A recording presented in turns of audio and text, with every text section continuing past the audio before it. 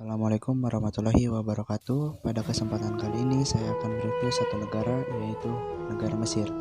Di mana pada kesempatan kali ini saya akan menjelaskan tentang letak geografisnya, sejarah singkatnya, dan masih banyak yang lainnya. Yang pertama saya akan menjelaskan tentang sejarah singkatnya terlebih dahulu tentang negara Mesir. Yaitu Mesir merupakan salah satu daerah tersubur di Afrika dan salah satu negara tersubur di Mediterania. Karena kesuburannya, Mesir menjadi salah satu tempat terawal yang dihuni oleh manusia sekitar 40.000 tahun lalu. Pada awalnya tidak ada begitu banyak orang di Mesir, namun seiring waktu Mesir menjadi semakin padat, sehingga diperlukan suatu pemerintahan bersatu.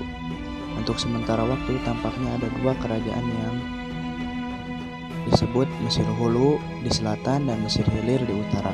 Sehingga 3000 sebelum Masehi pada awal zaman perunggu, Raja Mesir Hulu menaklukkan Raja Mesir Hilir dan membuat Mesir menjadi satu kerajaan yang disebut Mesir. Pemimpin kerajaan ini merupakan atau kemudian disebut Firaun. Sejak masa tersebut hingga sekitar 525 sebelum Masehi, ketika Mesir ditaklukkan oleh Persia, sejarah Mesir dibagi menjadi 6 periode. Terus tulisan Mesir kuno disebut hieroglif yang pada mulanya berwujud tanda gambar. Tulisan ini berkembang menjadi tulisan hieratik untuk kaum pendeta dan demotik untuk rakyat biasa. Tulisan Mesir kuno terpahat pada batu dan terukir pada daun-daun papirus. Daun-daun papirus ini disimpan dalam bentuk gulungan dan pada umumnya merupakan naskah pelajaran dan bacaan suci. Saya akan menjelaskan tentang letak geografis negara Mesir. Letak geografis Mesir terletak di tepi Laut Merah dan Laut Mediterania. Mesir terletak di Afrika Utara yang berbatasan langsung dengan Sinai di Asia.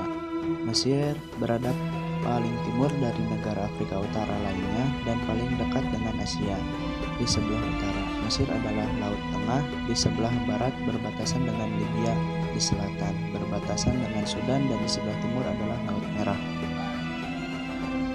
Dengan luas wilayah sekitar 997,739 km persegi, Mesir mencakup semenanjung Sinai, dianggap sebagai bagian dari Asia Barat Daya, sedangkan sebagian besar wilayah terletak di Afrika Utara. Yang ketiga, kali ini saya akan menjelaskan tentang bagaimana sih kita untuk bisa sampai ke negara Mesir. Itu sangat direkomendasikan jika ingin berwisata ke negara Mesir menggunakan transportasi udara, yaitu pesawat.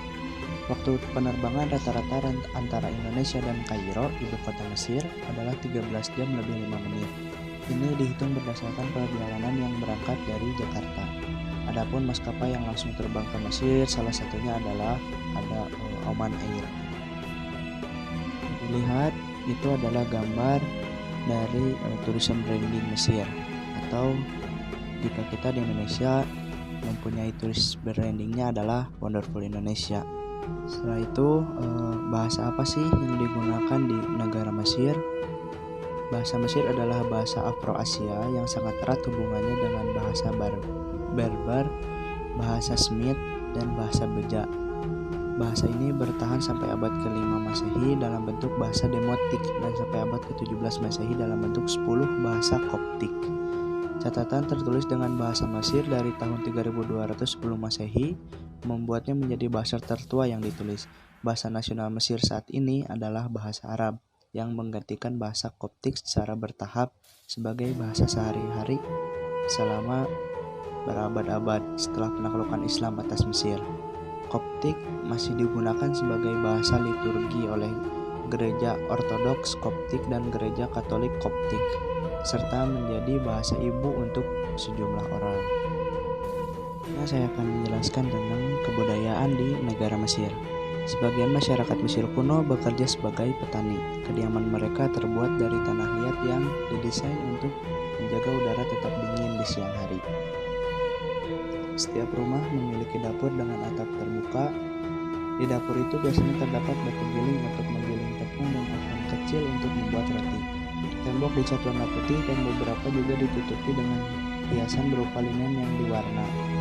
Lantai ditutupi dengan tikar bulu, dilengkapi dengan furnitur sederhana untuk duduk dan tidur. Bangsa Mesir kuno sangat menghargai penampilan dan kebersihan tubuh. Sebagian besar mandi di Sungai Nil dan menggunakan sabun yang terbuat dari lemak binatang dan kapur.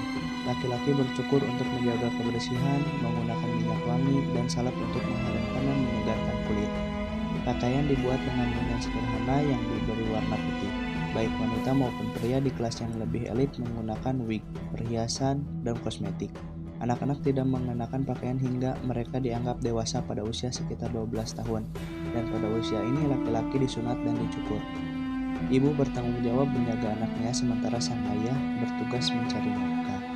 Selanjutnya saya akan menyebutkan tempat wisata yang ada di Mesir, yaitu ada Al-Azhar Park, ada Giza Pyramid, ada Khan el-Khalili Market, ada The Egyptian Museum, dan yang terakhir ada Sungai Nil. Dan masih banyak yang lainnya. Jika kawan-kawan penasaran, mungkin bisa diakses di Google atau di yang lainnya. Adapun hal menarik tentang negara Mesir, yaitu banyak kegiatan pertanian dilakukan di sekitar Sungai Nil. Sungai Nil merupakan jantung kehidupan di Mesir kuno. Berbagai kegiatan seperti pertanian, perdagangan, dan pelabuhan dilakukan di Sungai Nil. Wanita Mesir kuno mendapatkan hak-hak yang lebih banyak daripada wanita lainnya. Mesir kuno mencatat peristiwa penting dengan mengukir pada batu. Toilet juga terdapat di kuburan Mesir. Jika piramida dibagi menjadi 12 inci, maka akan cukup untuk mengelilingi bulan sebanyak 3 kali. Dan yang terakhir, Mesir merupakan negara tertua di dunia. Terakhir, ada oleh-oleh khas dari negara Mesir. Di antaranya ada khayamea, ada tarbus, jilbab dan burqa, ada fanus, dan masih banyak yang lainnya. Mungkin itu saja yang bisa saya sampaikan pada kesempatan kali ini tentang negara Mesir. Semoga bermanfaat. Wassalamualaikum warahmatullahi wabarakatuh.